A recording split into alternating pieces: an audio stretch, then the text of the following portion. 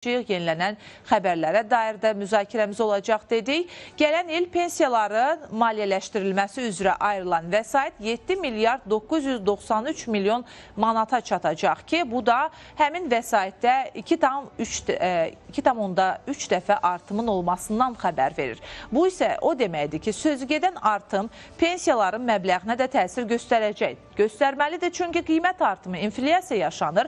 Bəs növbəti il üçün pensiya artımı hansı məbləğdə və yaxud da hansı faiz dərəcəsində olacaq? Buna dair Rəqsanə İbrahimzadə müsahibi vasitəsilə bizə məlumat verəcək. Rəqsanə, buyur, söz sənindir.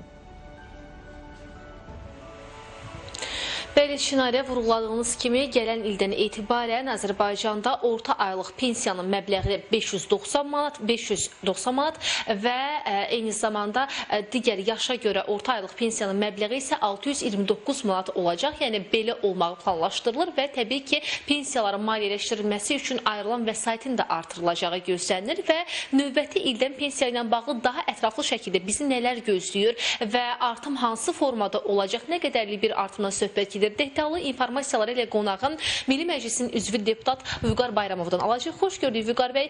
Pensiya alan şəxsləri gələn ildən etibarən nə qədər artım gözləyir, sizdən işləyək.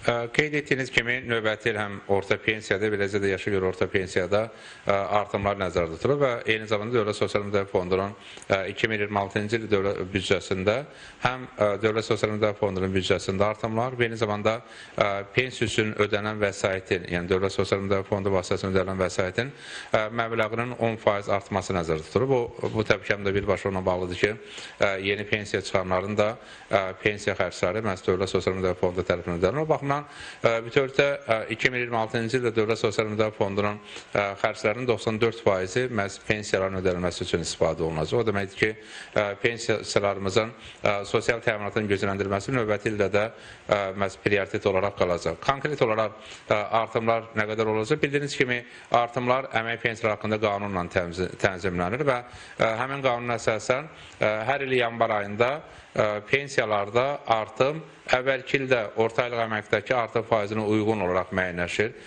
və o demək ki, 2025-ci ildə Azərbaycanda orta aylıq əmək nə qədər artacaqsa, ona uyğun olaraq da pensiya artımları həyata keçiriləcək. İlkin gözlənti ondan ibarətdir ki, 2025-ci ildə orta aylıq əmək 9,12% artacaq. Yəni, bu o deməkdir ki, əvvəlki aylardakı artım dinamikasını nəzərə alsa, bu o demək ki, növbəti ildən etibarən pensiya məbləğlərində 9,12% artım olacağı gözlənir. Təbii ki, daha konkret rəqəm növbəti ilin əvvəlində elan olunacaq, amma təbii gözlənti bundan ibarətdir ki, 9,12% artım olacaq. Bu o deməkdir ki, qeyd etdiyiniz kimi, orta aylıq pensiya məbləğinə yaxın bir məbləğə baxsaq, məsələn, 500 manat pensiyalan vətəndaşımızın pensiya məbləğində 46 manat artım olacaq. Yəni, bu o deməkdir ki, 2025-ci ildə 500 manat pensiyalan vətəndaşımız 2026-cı ildə təxminən 546 manat alacaq. Sərəncam fevral ayında veriləcək, amma artımlar yanvar ayından hesablanacaq. Bu da o deməkdir ki, vətəndaşımız üçün hesablanmış, yəni 500 manat pensiyasında 46 manat artım olan vətəndaşımız üçün hesablanmış yanvar ayının artımı fevral ayının artımını birlikdə ödəniləcək.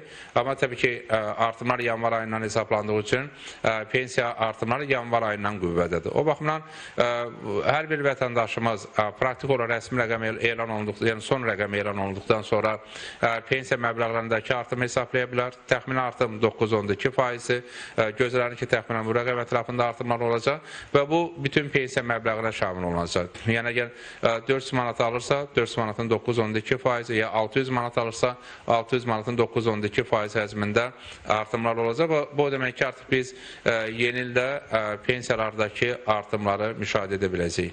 Təşəkkür edirəm informasiyaları bizlə paylaşdığınız üçün. Elə bir daha xatırladım ki, artıq növbəti ildən etibarən elə deputat Vüqar Bayramovun da açıqlamasından aydın oldu ki, növbəti ildən etibarən pensiyalarda artım müşahidə ediləcək. 500 manat alan şəxsin təxminən 46 manatlıq bir artımı olacaq pensiya alışında və təbii ki, digər istiqamətlərdə də müəyyən addımların atılacağı proqnozlaşdırılır. Yanvar ayından etibarən artıq bu dəyişiklik qüvvəyə minəcək. Fevral ayında da hər 2 ayın birgə ödənişini ala biləcəklər. Çatdıra biləcəklərimiz bu qədərdir. Sözü yenidən sizə ötürürəm.